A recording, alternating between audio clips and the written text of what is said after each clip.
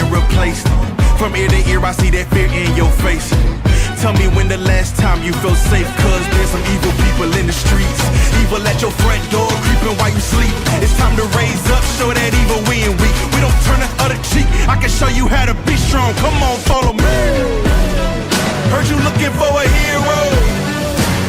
Well, look up. No more running from the bad guy, I'ma stare him in the eye like, what's up? I know the journey got hard for a minute, but I ain't giving this up. Yeah, I got the heart of a champion. If I get knocked down, I get back up. We go knock down, I get back up. We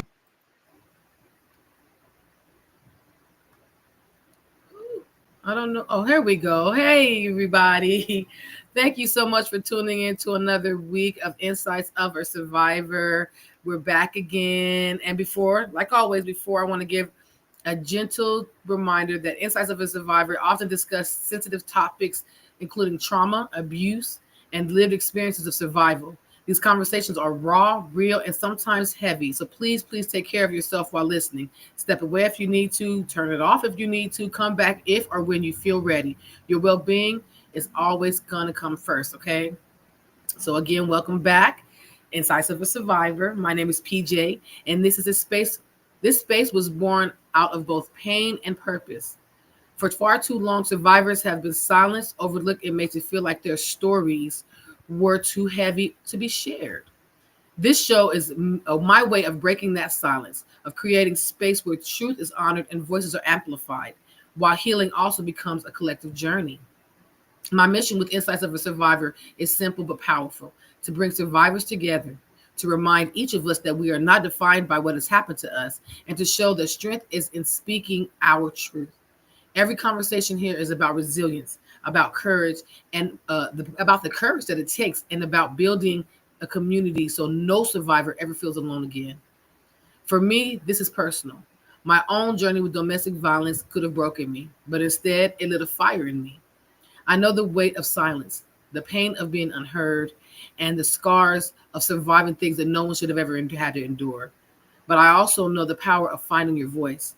That's why this podcast exists. It's not just about telling stories. It's about reclaiming power, dismantling stigma, and showing the world that survivors are not just victims of past, but leaders of future and change. This show is for the community, for every survivor who still struggles to find their voice, for those who think they're alone, for those who need hope, connection, and proof that healing is possible. Together, we are building a movement where survival is no longer hidden but in silence, but celebrated with strength. So as you, the survivor, know this: your story matters, your voice matters, and your healing matters. We're here to rise together. And tonight on Insights of Survivor, I am so honored to welcome a truly powerful voice in this world of resilience and healing, Miss Claire Wu, the founder of Breathe Into Peace. I don't know what PTILTD means, but she's going to explain that to you when she gets on. But Miss Claire is not only a resilient speaker, and nervous system specialist. She's also someone who embodies the very mission of this show. She turned her pain into purpose and survival into strength. Her dedication has gained global recognition. She's a finalist for Business Excellence 2024 and Women Changing World 2025, and her work has been featured across multiple media platforms. She graced the stage at the Sydney International Conference in Melbourne, in the Melbourne Convention and Exhibition Center. That's in Australia, you guys. I did not know that until recently, so that's beautiful. And spoken at countless festivals and corporate events. For more than 15 years, Claire has been a respected professional in health and wellness, guiding individuals to overcome adversity so that they can not just survive, but truly thrive in both work and life. But what makes Claire's work so powerful is not that it's just a theory, it's personal. She's walked through the fires of domestic violence, abusive relationships, and toxic workplaces. And in the depths of her healing, she discovered the profound role of the vagus nerve and in the vagus nerve recovery. I don't know if I'm saying that word right either, you guys. Again, she's going to have to let you guys know when she gets on. Through this discovery, she was able to reconnect with her body, release deep trauma, and step into a new chapter of peace and empowerment. Now she brings that knowledge forward, helping others access the same tools that allowed her to transform her life. Claire's journey is a reminder that healing is possible, even after the hardest battles. Her work is about more than recovery, it's about claiming your voice, your nervous system, and your ability to thrive. And tonight we get to hear directly from her how she's using her story and her expertise to change lives across the world. So please, please join me in welcoming my very special guest, Miss Claire Wu, a survivor, a teacher, and a true force of resilience. So thank you so much for coming to the show, Miss Claire. Thank you so much for being here Thank you, today. PJ. Thank you, thank you. I appreciate the intro and detailed intro. Introduction. Oh my God, I'm telling all of her story. Absolutely. I've been to a lot of events and podcast interview, and this is the first time that someone has go so deep about who I am. I want to make sure everyone knows. Yes, I want to make sure everyone knows that we are being honored by people that have gone through. That you didn't have to be here. You could have allowed your story to break you. So I want everyone to know and be really, really, really honored by the people who come and share their story. I want you to know that I honor you for sharing your story. So yes, I did go a little bit big on my introductions. Yeah, thank you so much. Yeah, I'm so excited to be here and share more Thank with you you so guys. much. So, Claire, you spent over 15 years in the health and wellness, but your passion for resilience and work really grew from your own lived experiences. Can you please share what that personal journey looked like for you? Yeah, so I struggled with anxiety when I was 12. I remember the time I didn't have it, before that, and so I returned from the United States back to Taiwan when I was 12, and then my parents become a bit they become very competitive, and they start to become abusive, physically, mentally, because they have feel the pressure that they had to fit in. They had to compete with all the peers around us, with all the other teachers, other professors. So my parents are both academic, both perfectionists, both got anxiety and depression. So yeah, from age 12, I started to feel the pressure to perform at school, to compete with others, and to do well. And there was a lot of, yeah, so I carry a lot of those shame and guilt and anger, and all the way up till I was 18. So when I was 18, so throughout this time, I read a lot of book, how to stop self-sabotage, how to recover, how to talk to yourself. And at age 18, I was standing at the school rooftop, and I wanted to end everything, because of all this pressure and expectations. Then something bigger than me stopped me. So something, it was just a voice out of nowhere asking me to get help. So I did. So I got help. I went to the school counseling, and I started learning about the nervous system, learning about my body, learning about the inner dialogue and all the things, setting boundaries and all of that. So that has completely changed me. And I just learned to have more awareness, and I've been able to listening to my body, listening to my nervous system, and also change the environment around me. So I left everything behind, and I traveled the world, and yeah, now I built a career and life that I loved. So it was yeah, it's about, you would say, yeah, 15 years time. And at the same time, I was a therapist myself. I have a background in psychology, and then a physiotherapy degree, and I venture into business development. So I have seen, a lot of that, where particularly for high performers and high achievers, like they will have something that that makes them so great. Like sometimes, like your trauma and all the shit that's happened to you is actually something that makes you even stronger and allows you to achieve more. But I've seen it time and time and again, like in the sales, in the business development world, particularly the top performers, like they all struggle with something that's happened to them, and that pushed them to keep thriving and keep moving onwards. Yeah, but yeah, it's taught me a lot, and because of that, I sort of, now combining the nervous system reset, and with the business and growth strategies, and to help people to, yeah, achieve the high performance without the burnout. Mm.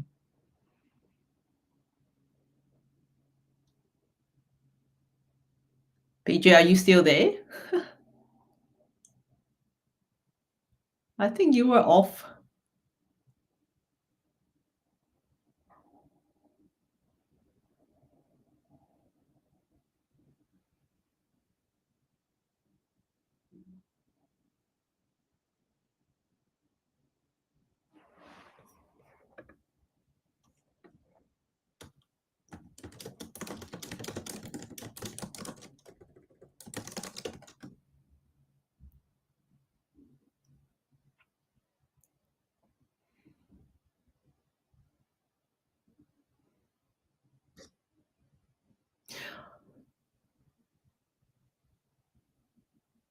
I'm not sure where PJ goes, but I do hope she comes back. Will have to be a solo show. Where did you go? your your voice is muted. The connection drops. I didn't. The connection dropped, so I had to reset it and come back in. I'm so sorry. Um. I'm sorry. I'm going to go to the next question. Thank you so much for being patient. So, I did hear most of what you said. It was just towards the end, it kind of froze on me. So, um, you've overcome domestic violence, abusive relationships, and even like a toxic workplace. What was a turning point when you realized you needed to begin healing yourself? Yeah, so this is so at age 18, I saw help, and that's when I started my journey of healing through therapy and physiotherapy, and also like a lot of body work, like through Pilates, through self massage and breath work and all of that. But then this is what I found really interesting, because even through all of that, like when I got into a workplace, so I one of the workplace. So after that, I went to Singapore and I worked in Singapore, and it was a toxic workplace where there was really long hours and high expectations. And I found myself in that place. And this is what I noticed is like when you have, you know, shits that's happened to you, even though you've recovered, but because your nervous system is being changed, like it's being shifted. So you tend to go back to that kind of environment or that kind of workplace or with the people or community, like it's still not good for you. So when I got into that workplace, I was overworked and I got burnout. And then expectation was so high, they thought I faked my sick leave and all of that. So yeah, at that time I also got help again. And I was learning to set boundaries. I learned to communicate my needs and being really assertive and learning how to negotiate. So those were the key skills that I have learned. But that time I had to also heal even more because of all the shit that's happened to me in the past, which I thought I have healed. And then when I was in that workplace, I realized there's still some of the things I haven't healed, and then the skill that I need in order to, Mm-hmm. stand up for myself and be in my power. Yeah. So sometimes it's like this. I think they are layers to healing and layers to recovery, and it's not a one size fits all. It's not just just not the one time thing. It's an ongoing process, because the more you heal, because again, the shit that's happened to you shape your nervous system. So you're looking always, your nervous system is looking for something that feels familiar. Like if you're in that survival state, like constantly have to people please, or you have to fight, or you have to flee, or you shut down, like those responses is what you're used to. So you tend to get into like the environment there like that, the people there like that, that makes you get into that survival mode again. So it's likelihood that of that is a lot higher. So that's why I see it time and time again in the women or the business owners that I work with. It's like that's something that's happened to them, and then they bring that over into their business or into their workplace, where they people please, they fun, they shut down, they perfection, they overthink, because it's something that they're so used to and they're wired to do. Yeah. So again, there's so many layers, and it's all about every time when you encounter shit that's happened or the challenges, Mm-hmm. you're able to change and shift the response to that. Yeah. And that's where resetting Wonderful. that can happen. Yeah. So can you explain in simple terms, like how does the vagus nerve, is that my, am I saying that right? The vagus nerve, how Yes, the yes, it's vagus not. nerve is, okay, go Yes, ahead. it's not. Yeah, it's not Las Vegas, but it's Vegas. Vagus. Vegas, Yes. GUS. And how does this nerve connect to trauma recovery and resilience? Yeah. So this is where it's very fascinating because the vagus nerve is the longest nerve in the body. It connects Hmm. your brain, your spinal cord. It connects to all your organs and to your peripheral, like your hands and your feet. So what happened is like when we get triggered, our amygdala, like the part of the side of survival brain, is being alarmed. So it basically shift your body into a state of survival. So your heart rate goes up, your breathing shallows, your spine collapse, and then everything gets into that mode where you have to fight or fly or you shut down. Yeah. So when we are able to tap into this nerve, so what happens is when we tap into this nerve, we can we can slow down the symptoms, the body response to the threat or to the trigger. So then it kind of shift your body state into fight or flight into the just right state. So it moves it back to more connectedness and groundedness. And then this body response send a signal to your brain like, okay, now we are safe. Like, amygdala, like, mate, you can relax. Yeah. So the alarm gets turned off, and then you're not no longer fighting or fleeing off. So it is very critical because when I discovered these nerves, so I discovered it when I was 18. Yeah. And I kind of understand it, but I didn't fully implemented it. But then I relearned it again when I was 25, and that time I really implemented all of that because yeah, I've just started my business, and there was so many things that trigger me here and there. Like I couldn't really do much because there's so many triggers. I was so afraid to show up online. I was so afraid of judgments. I was so afraid of what people's gonna say about me. I was so fearful of rejections and all of that. And yeah, and then but then I when I tap into this nerve, so there's many ways to tap into this nerve, like through your breath, through spinal movement, through like tapping through different fascial stretches. So you can tap into these nerves, and it can help you go to the state of the just right state. So you're no longer in fight or fly, we're shut down, and that's what changes everything. It's great. Love it. I love it. I didn't even know that you can use that any nerves in your body to control any type of trauma responses. So that's like you learn something new every day, you guys. So you've taken your personal healing and turned it into a mission to help others through breath into peace. PTY Ltd. Oh, that's What's private PTY and private what? That's limited. what. Yeah, that's like Oh, a okay, okay, private corp private. Okay, in got you. Australia. Yeah. Well, what does work look like day to day? Like, what is it that this corporation do for your clients? Yeah, so what we do is so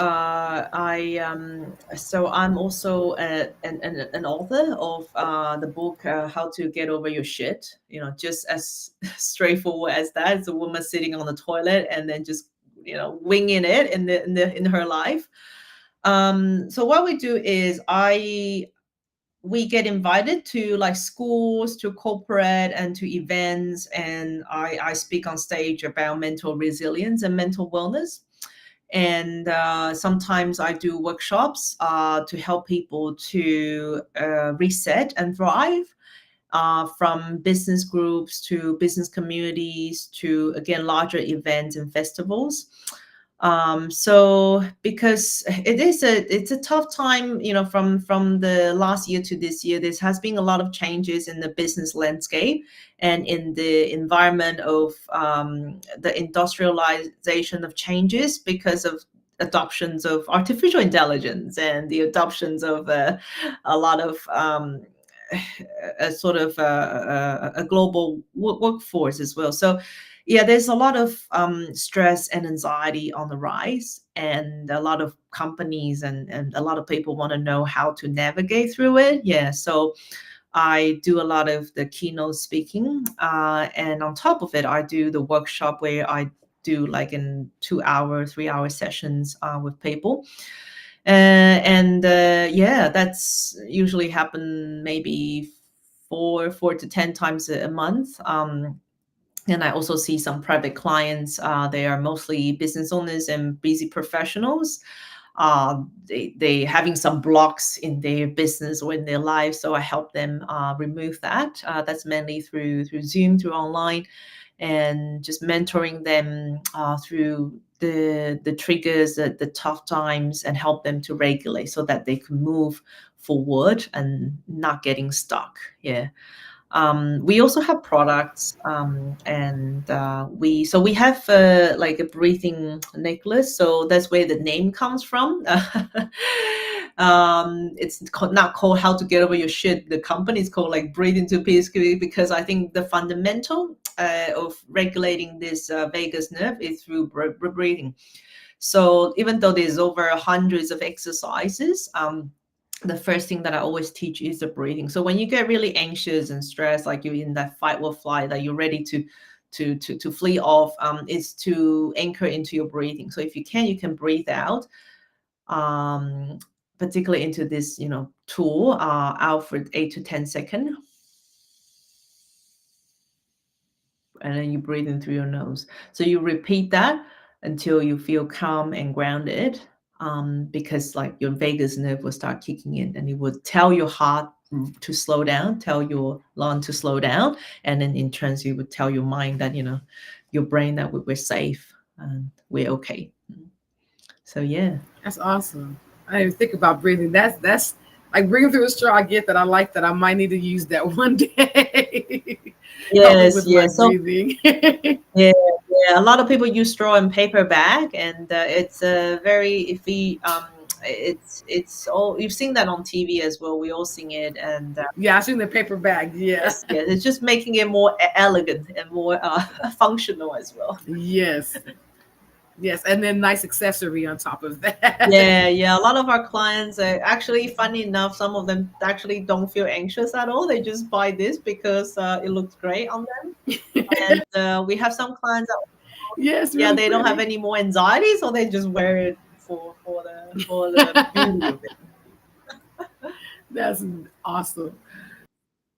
So, like, you've spoken on some incredible, incredible stages: the Sydney International Conference, the Melbourne Convention and Exhibition Center, and many, like a whole lot more. Like, how do you bring your personal story to those professional spaces, like on that stage? Yeah, so I found it very. The first stage I was given is at the Sydney International Convention Center. So I usually, well, I have a coach that I work with personally on speaking and media training. So I did a lot of like I practice my speech daily.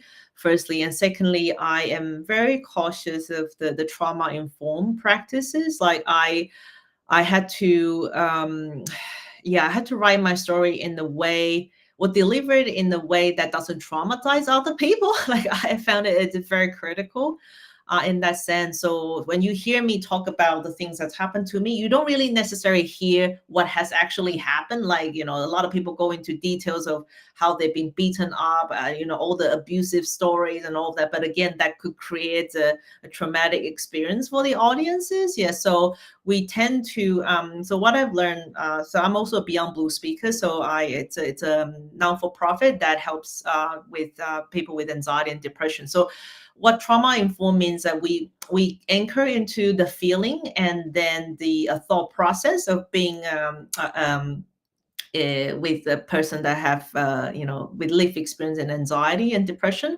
but we don't go into the details here. So we talk about that feeling, that thought process, and I pull out. I mean, obviously there's a lot of story that's happened, and I pull out the detail that's relevant to the audiences. So let's say if I'm in the Sydney Convention Center, there's mostly Let's say if it's all teachers, and I pull out the relevant story to them and their students.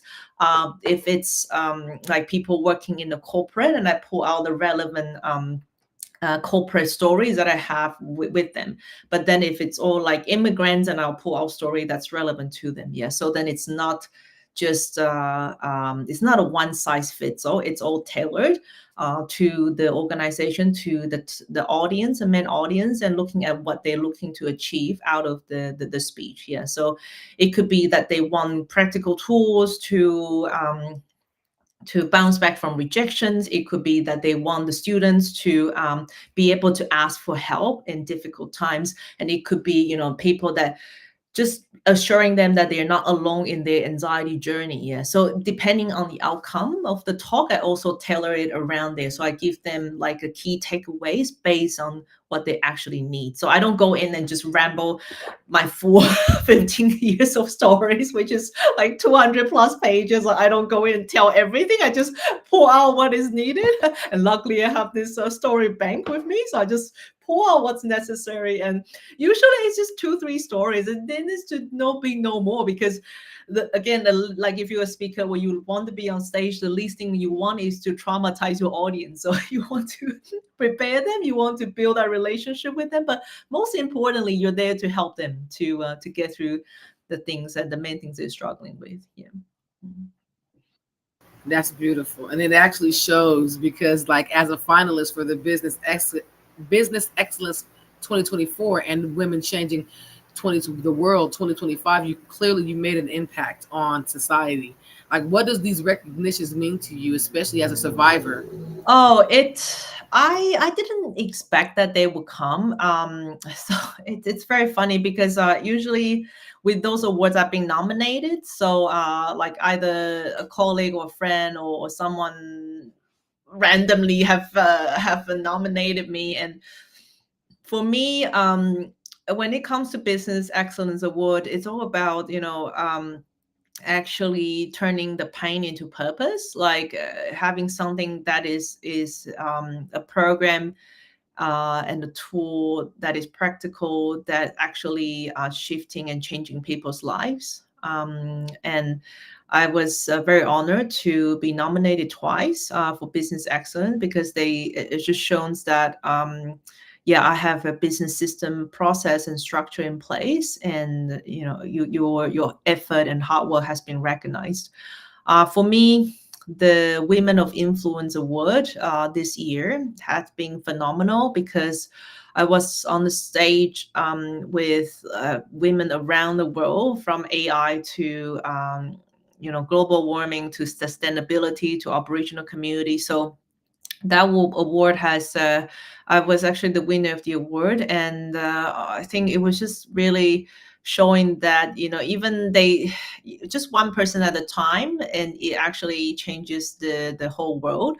Because with that award, I was mostly advocating mental wellness in the workplace and high performance without burning out. And that sort of goes against the grain of what our current society is all focusing on, is like the hustle and bustle and working hard and working till you pass out. So yeah, I was going against the grain, and and it actually yeah, it helped people really shift their paradigm about work and high performance.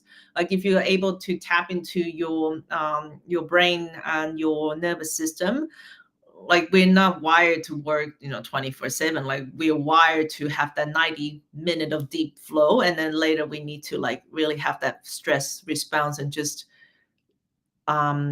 let it recover. So you let your nervous system recover, and then it will come up again. So but if you keep staying on the top, like if you never have that proper recovery, eventually you will burn out. Like it's a normal physiological process. So I've learned it the hard way. I've burned out a few times, and yeah, I just didn't want anyone to go through it, because you don't have to sacrifice your performance and your health for that. So yeah, that's what I've advocated, and I'm really grateful of all these awards I've got. Mhm. Well, congratulations. It seems like you've earned it. And I could tell like you've helped a lot of people in this community. So congratulations for that. It just shows it helps to show this community that no matter what we've gone through, you can always become someone that can help the community. So I really appreciate what you've done for this, for us as survivors, because again, a lot of times, like often survivors, we feel like trauma defines us. How do you do that? How do you guide people from moving from just surviving to actually thriving and working in life? Yeah, so it's fascinating because firstly, I have been through the process myself. It's that identity that you have around, because the trauma shape your identity as a person, and sometimes it's hard to let that go, like shape that, and then move on to, when you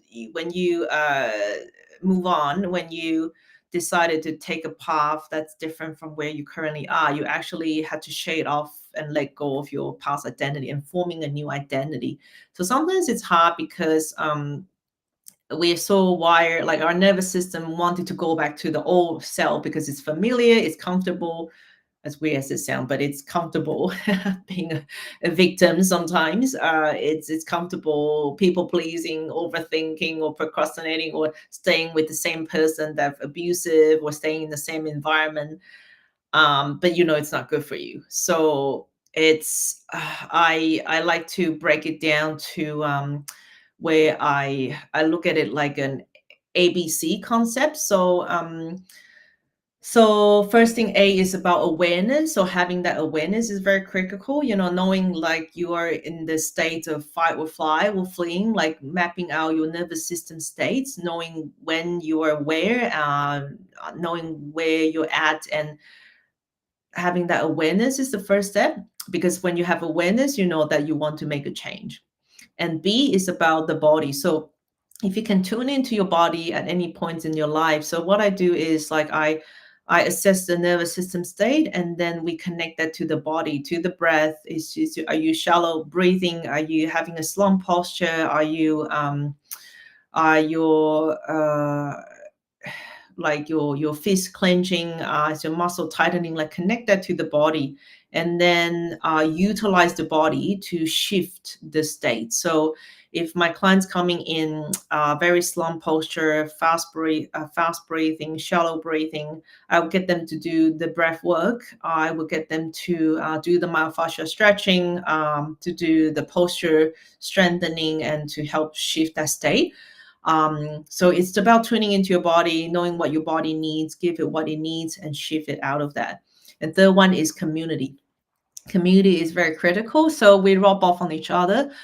Whenever it's hard to not become the five people that are next to you. So because our nervous system affect each other. So if I'm with someone that's anxious, I become more anxious. But if I'm with someone that's more calm, I become more calm. Yeah. So it's critical to be in the right tribe of people that you naturally want to become. So it's about finding the right community that supports your growth, supports your evolutions, and take you to where you want to be.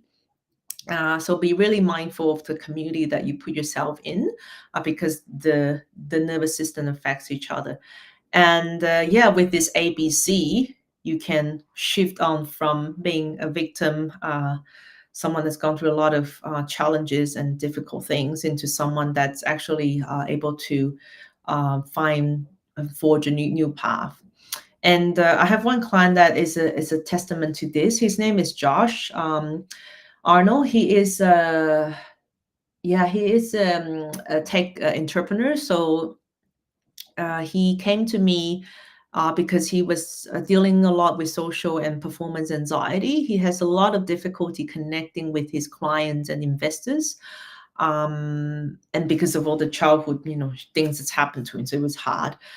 So we worked together for about 3 months' time. So we helped him just to reset the nervous system, because there was just so much, shut down, so much pain around connecting to people. And after that, he's now in the USA, and he's now top 30 company in Southern California. He's actually won the government contract, and have like 500 plus hospitals are waiting for his product. So yeah, it was a massive shift. I was super surprised. I didn't expect that he would have this massive shift. But yeah, I think if you really look at the nervous system work, it is like the fundamental. Like if you can shift that each time you're triggered, it actually, over time, even just like in 4 to 6 weeks, you'll feel the difference. And after 3 months, you're like a completely new person. So yeah, it's all about changing that pattern and then shifting the habits and yeah, molding you to a different person. So it is possible. It is very possible. It is, and but what people see that like you said, it took them 3 months. But what they don't understand is healing is not necessarily easy. They don't. The 3 months, it probably was a hard 3 months for him, and a lot of us really need to understand that about our own healing. Like, what were the biggest challenges or setbacks that you faced in your journey, and how did you move through those? Yeah. So I think the 3 months for Josh, like he did a lot of work. He did 10 years and he was trying to overcome all this, social anxiety, performance anxiety, and he's got a lot of coaches and psychologists, but he just couldn't get over it. But I think he was trying hard enough that when he found me, it was like, hey, dude, like you're missing part of this is the body-based tools. And obviously he has fallback from time to time. It's not like after 3 months he doesn't have to do anything. After 3 months he still had to get on with his practice. It's an ongoing practice, but the more you practice, the more you rewire your nervous system to new responses when it comes to the same triggers. For me, it's the same thing. So I'm not saying that it's just like a one time 3 months and then you are done and dusted. It's not like that. So what I meant is that in that 3 months, and you learn the tools and the techniques that you need, and you build the awareness of when I'm going to use what tools. Like, let's say if I'm shutting down, I need this particular tool to come back up. And if I'm like wanting to flee off, I'm using this tool to come back down. But it's every time that triggers come, that response come, I utilize the tool to have a different response instead of a reaction, a response to what's happening to me. So obviously I have fallback a couple of times, as I mentioned, like I've been in a toxic workplace at Canal, and then I went to a healthier workplace, and then I've fallen back again. It's all about being compassionate and have empathy and sympathy for yourself, because it's as you will start to gain all these tools and techniques to help rewire your nervous system, it doesn't mean the challenges is going away. Like, there's going to be new challenges coming up. For example, like I've been wanting to get into TED Talk and I've been getting rejected, and I get like, sometimes it bothers me and I get so angry, or sometimes I just feel like, oh, I just want to shut down and do nothing. And I realize, oh, I need to utilize my own technique, because it's a trigger, right? It's a trigger of like, I'm not good enough, I'm not lovable, all of that things. And yeah, I need to get back to the routine and get myself out of that, that thinking and that state. So and it could be I have a new challenges coming up, like a new event, and I had to do a lot of work around it to bring people to the event. So, and in that case, I still had to regulate myself. I'm not just doing nothing and everything is going to be okay. It's still, I'm doing my morning routine and practices around, waking myself up, giving myself the energy in the morning with breath work through fire breath, and to alternate nostril breathing, and to ground myself.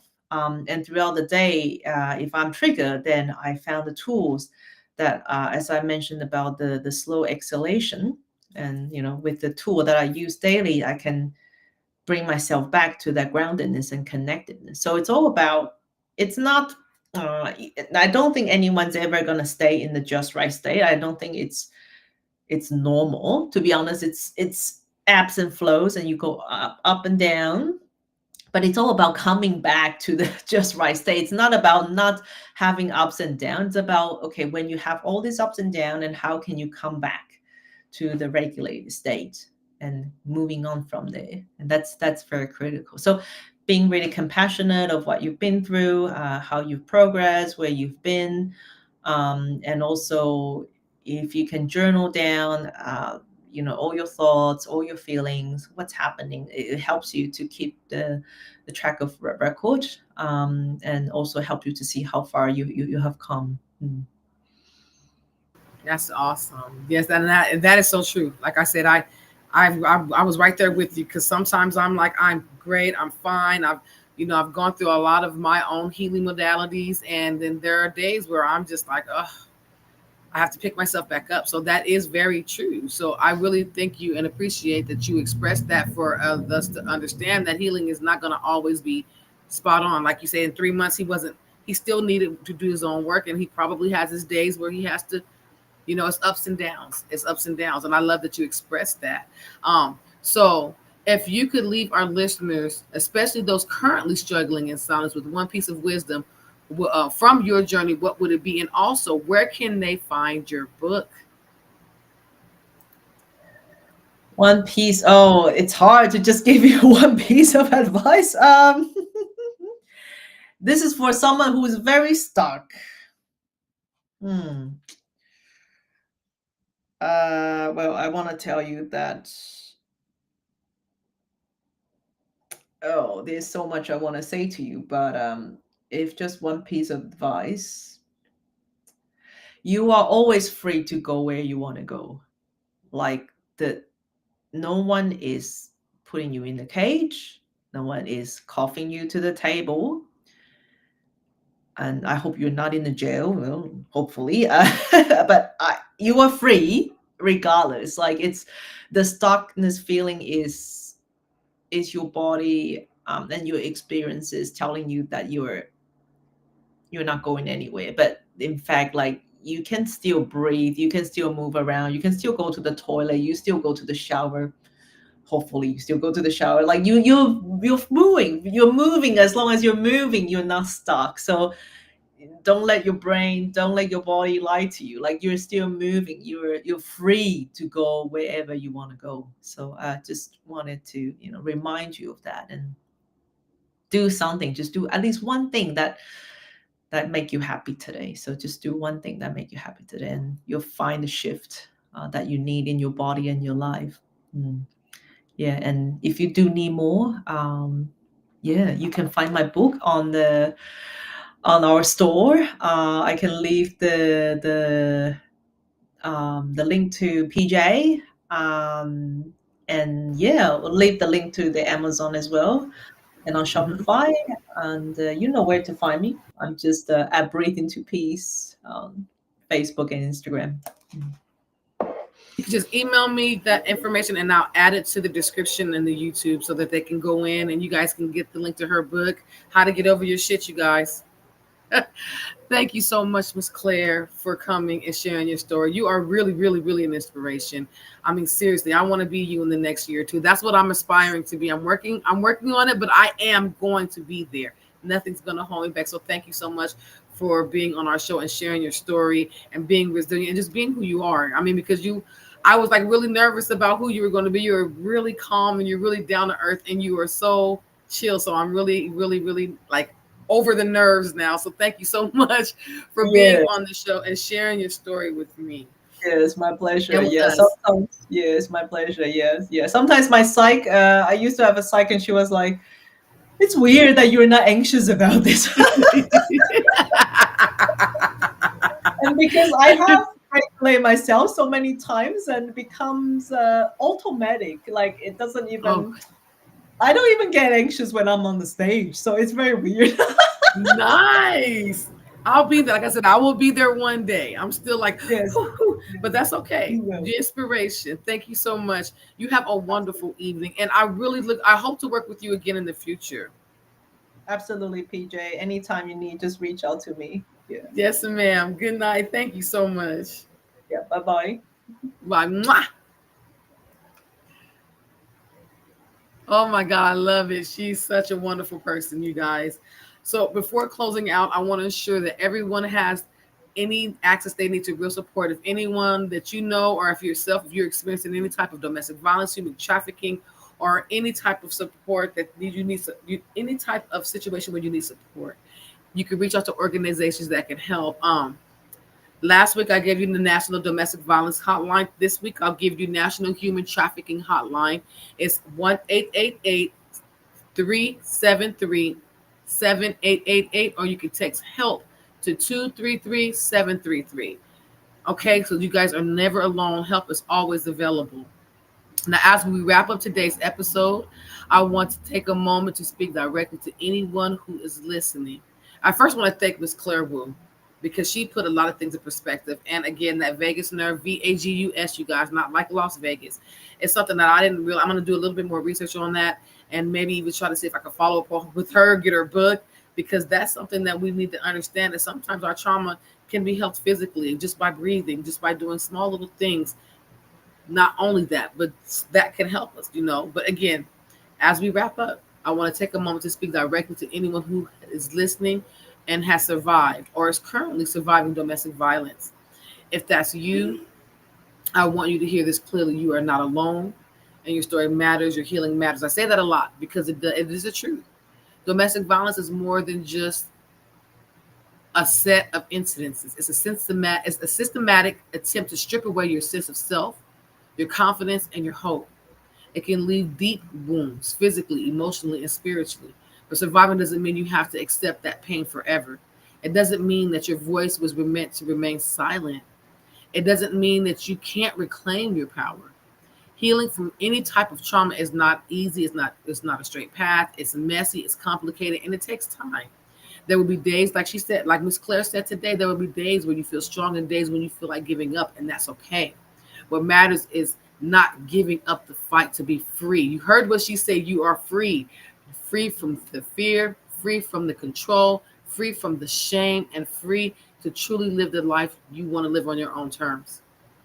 And I love that she said that. I love that was the last bit of the advice that she gave you. You are free to live on your own terms. The journey towards healing is an act of rebellion against the forces that try to keep you down.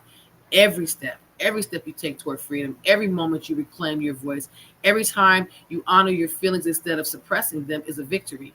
And you are allowed to celebrate those victories, no matter how small they seem. I want you all to remember, healing is not about forgetting or excusing what happened. Healing is about choosing to take back your life despite the past, and it's about rediscovering who you are, about creating the life you deserve. It's about reconnecting with yourself. Sorry about the motorcycles, you guys. It's the weekend, You guys, you've been with me long enough, that's going to come. It's about reconnecting with yourself, with your body, and with your dreams and power. With your power, not power, just your power. So anyone listening today, keep fighting. Keep showing up for yourself. Keep believing in your work. Surround yourself with people who support you. Seek help when you need it. And never, never, ever let anyone convince you that you don't deserve peace, that you don't deserve love, and that you don't deserve respect, safety, dignity, because you do. So if you found value in this episode, I'd love for you all to subscribe, like, and share this podcast with someone who might need to hear it. Your engagement, it helps me reach more survivors. Your voices, and more people reclaiming their strength. Your voices can help me understand what these episodes mean to you. You can also leave a review or a comment. Let me know your thoughts, your insights, or what spoke to you the most. Thank you so much for joining Insights of a Survivor. And remember that your story does not end in pain. It begins in power. Keep your heart open and never give up the fight to heal and live free. Thank you so much for coming. Heard you looking for a hero. Well, look up. No more running from dark way too long in this place. That bright smile long gone been replaced. From ear to ear, I see that fear in your face. Tell me when the last time you felt safe, cause there's some evil people in the streets. Evil at your front door, creeping while you sleep. It's time to raise up, show that evil we ain't weak. We don't turn the other cheek, I can show you how to be strong. Come on, follow me. Heard you looking for a hero. Well, look up. I'm the bad guy, I'ma stare him in the eye like, what's up? I know the journey got hard for a minute, but I ain't giving this up. Yeah, I got the heart of a champion. If I get knocked down, I get